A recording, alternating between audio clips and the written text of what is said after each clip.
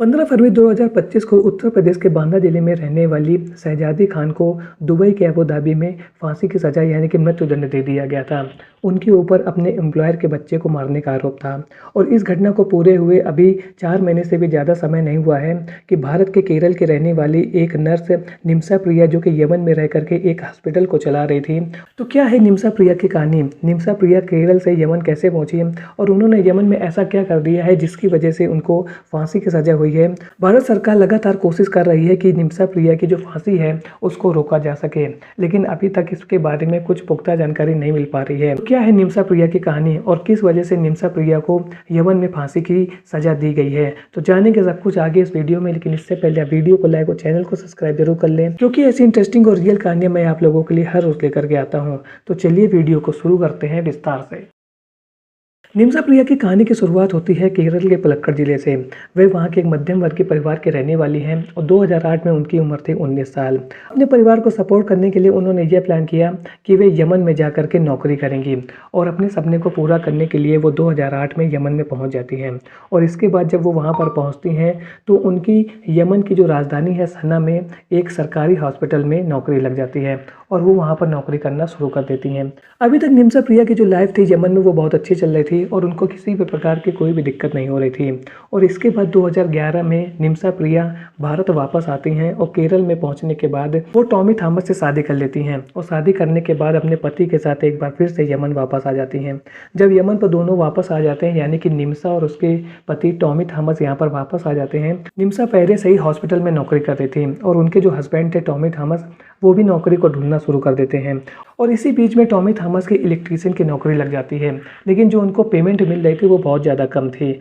और इस वजह से दोनों लोग मिल करके अपने परिवार को चला रहे थे। 2012 में निम्सा एक बेटी को जन्म देती हैं और इसके बाद उन लोगों का यमन में अपने परिवार को चला पाना बहुत ज़्यादा मुश्किल हो रहा था, क्योंकि पहले से ही जो निम्सा की पेमेंट थी वो सरकारी हॉस्पिटल में नर्स का काम करती थी, उसकी पेमेंट बहुत ज़्यादा कम थी और उसका जो पति था वो भी बहुत ज़्यादा कमा नहीं पा रहा था। और इस वजह से अब उनकी फैमिली भी बढ़ चुकी थी, क्योंकि अब उसकी बेटी भी हो चुकी थी और बेटी के जन्म के बाद अब परिवार को वहाँ पर चला पाना बहुत ज़्यादा मुश्किल हो रहा था। और इस वजह से उसका पति टॉमी थॉमस ये डिसाइड करता है कि ठीक है मैं अपनी बेटी को लेकर के केरल वापस लौट जाता हूँ और तुम यहाँ पर नौकरी करती रहो। 2014 में टॉमी थॉमस अपनी बेटी को लेकर के भारत वापस आ जाता है। वहीं जो उसकी पत्नी निम्सा होती है वो यमन में नौकरी करती रहती है और जनवरी 2015 में एक बार फिर से निम्सा वापस केरल आती है और अपनी बेटी और पति से मिलती है। और अब वो यह प्लान कर रही थी कि वहाँ पर जो नर्स की नौकरी करके वो पैसा कमा रही है वो बहुत ज़्यादा है नहीं, इसलिए वो यह प्लान कर रही है कि वो अपना हॉस्पिटल खुद खोलेगी यमन में। लेकिन यमन में हॉस्पिटल खोलने के लिए निम्सा को वहाँ के एक लोकल पार्टनर की ज़रूरत थी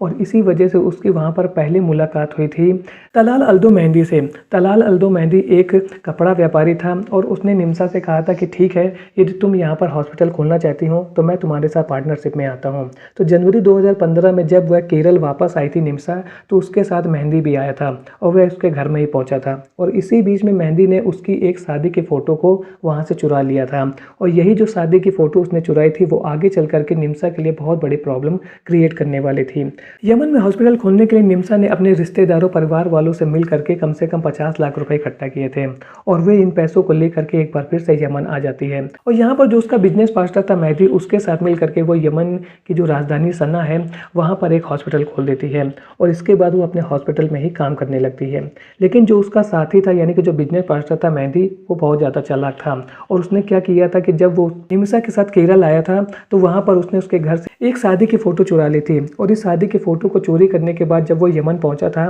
तो उसने फ़ोटो को एडिट करके उसके पति टॉमी थॉमस की जगह अपना चेहरा लगा दिया था, यानी कि अब लोगों को ऐसा लगे कि जो निम्सा प्रिया है वो उसकी पत्नी है और ये चालाकी उसने कर रखी थी। लेकिन ये बात निम्सा को नहीं मालूम था कि कैसे उसके बिजनेस पार्टनर मेहंदी ने उसकी शादी की फ़ोटो को चुरा लिया है और उसको एडिट करके उसके पति की जगह अपनी फ़ोटो लगा ली है। और ये बात जब उसको पता चलती है तो वो बहुत ज़्यादा गुस्सा होती है और इसी बीच में जो उसका बिजनेस पार्टनर मेहंदी था वो उसका शारीरिक शोषण करना शुरू कर देता है। और अब निम्सा को यह लग रहा था कि उसको अब मेहंदी से जो उसका पार्टनरशिप है उसको तोड़ देना चाहिए। वो कोशिश भी कर रही थी, लेकिन वो जाती कहाँ, पुलिस के पास भी जा रही थी तो वहाँ पर वो अपने आप को उसका पति दिखा रहा था और इस वजह से कानून भी उसकी कोई भी मदद नहीं कर पा रहा था। और इसी बीच 2015 में यमन में गृह युद्ध छिड़ जाता है और गृह युद्ध होने की वजह से वहाँ पर जो हमारी भारत की सरकार है वो ऑपरेशन राहत चलाती है और यमन पर जितने भी भारतीय लोग काम कर रहे थे उनको बाहर निकालना शुरू कर देती है। लगभग सभी भारतीयों को यमन से वापस निकाल लिया गया था, लेकिन निम्सा प्रिया वहीं पर रुक गई थी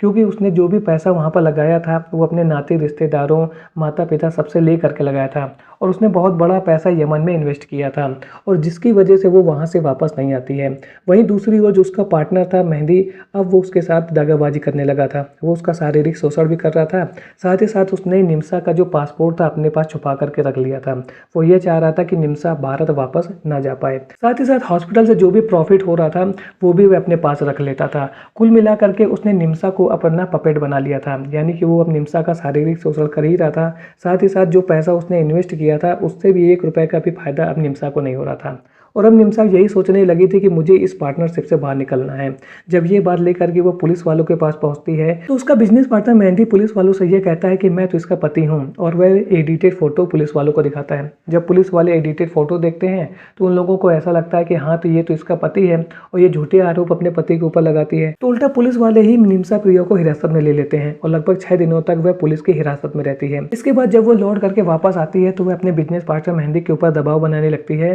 कि तुम मेरा पासपोर्ट दे दो और मुझे अपने देश वापस जाना है। लेकिन जो उसका बिजनेस पार्टनर होता है वो उसका पासपोर्ट देना ही नहीं चाहता है और अब निम्सा को यह लगने लगा था कि अब वो बुरी तरीके से अपने बिजनेस पार्टनर मेहंदी के चंगुल में फंस चुकी है। और इसी बीच एक रोज निम्सा प्रिया अपने बिजनेस पार्टनर मेहंदी को बेहोशी का इंजेक्शन दे देती है, लेकिन उसके ऊपर बेहोशी का इंजेक्शन का कोई असर ही नहीं होता है। निम्सा प्रिया को ऐसा लगता है अरे मैंने इसको इंजेक्शन तो दिया है लेकिन ये बेहोश नहीं हुआ और इसी गलती की वजह से उसको वो एक बार फिर से इंजेक्शन दे देती है जिसकी वजह से ओवरडोज आ जाता है और जिस वजह से उसका बिजनेस पार्टनर मेहंदी की मौत हो जाती है। मीडिया सूत्रों के अनुसार यह भी कहा गया है कि निम्सा प्रिया ने अपने बिजनेस पार्टनर को काट करके टंकी में भर दिया था। जब ये बात पुलिस वालों को पता चलती है तो वो लोग निम्सा प्रिया को गिरफ्तार कर लेते हैं। 2017 से निम्सा प्रिया यमन के जेल में बंद है और इसके बाद जो यमन की सुप्रीम जुडिशियल काउंसिल है उसने पूरा केस सुनने के बाद में निम्सा प्रिया को फांसी की सजा सुनाई थी। इसके बाद निम्सा प्रिया ने 2023 में वहाँ की जो सुप्रीम कोर्ट है वहाँ पर क्षमा याचना भी दाखिल की थी जिसको 2023 में खारिज कर दिया गया था। और इसके बाद जब यमन के राष्ट्रपति असद के पास ये मामला पहुंचता है तो उन्होंने भी उसके जो फांसी की सजा थी उसको मुकर्रर रखा और 30 दिसंबर 2024 को निम्सा प्रिया की जो सजा थी उसको मंजूरी दे दिया। तो कुल मिलाकर के अब निम्सा प्रिया के ऊपर अपने बिजनेस पार्टनर मेहंदी की हत्या के आरोप में फांसी की सजा दी जाने वाली है और जिसकी तारीख 16 जुलाई 2025 मुकर्रर की गई है। अब जो हमारा भारत सरकार है वो लगातार कोशिश कर रहा है कि किसी न किसी तरीके से जो उसको फांसी की सजा हुई है निम्सा को, उससे उसको बचाया जाए। अब निम्सा प्रिया को फांसी की सजा हो चुकी है और अब उनको इस सजा से बचाने का केवल एक ही तरीका है और वो है दिया या ब्लड मनी। शरिया कानून के मुताबिक पीड़ित पक्ष को अपराधियों की जो सजा है उसको तय करने का अधिकार है और इसके लिए ब्लड मनी या दिया का भी प्रावधान है जिसके बारे में कुरान में भी बताया गया है। दिया या ब्लड मनी वो पैसा होता है जो पीड़ित पक्ष पैसे लेने के बाद अपराधी को माफ कर देता है और इसे ब्लड मनी या दिया भी कहा जाता है और जिसके बारे में मैंने आपको बताया कि इसका कुरान में भी जिक्र किया गया है। अब यदि निम्सा के बिजनेस पार्टनर मेहंदी के परिवार वाले इस ब्लड मनी को एक्सेप्ट कर लेते हैं तो उसके बाद ही जो निम्सा की सजा है वो कम हो सकती है या माफ हो सकती है। अब यदि निम्सा के बिजनेस पार्टनर मेहंदी के परिवार वाले निम्सा के परिवार वालों से ब्लड मनी लेने के बाद उसको माफ कर देते हैं तो इस प्रकार से जो उसको फांसी की सजा हुई है उससे उसको माफी मिल सकती है और यही एक लास्ट चांस बचा हुआ है और जिसके लिए निम्सा की जो माँ है वो लगातार डटी हुई है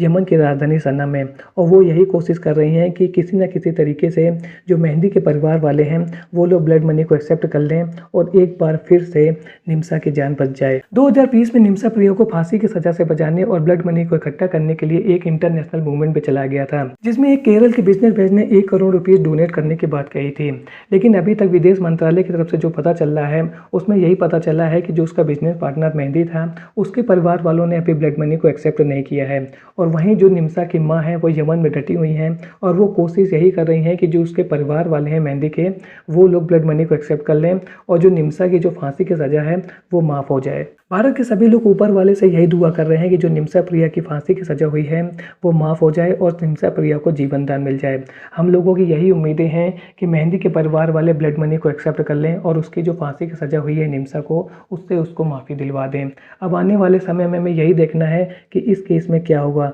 क्या शहजादी की तरह एक बार फिर से एक भारतीय को विदेशी सरजमी पर फांसी की सज़ा हो जाएगी या उससे उसको बचाया जा सकेगा। आपका इस मामले में क्या कहना है कमेंट सेक्शन में ज़रूर बताएं। मिलता हूँ ऐसे एक और नए इंटरेस्टिंग वीडियो में। तब तक के लिए थैंक्स फॉर वॉचिंग।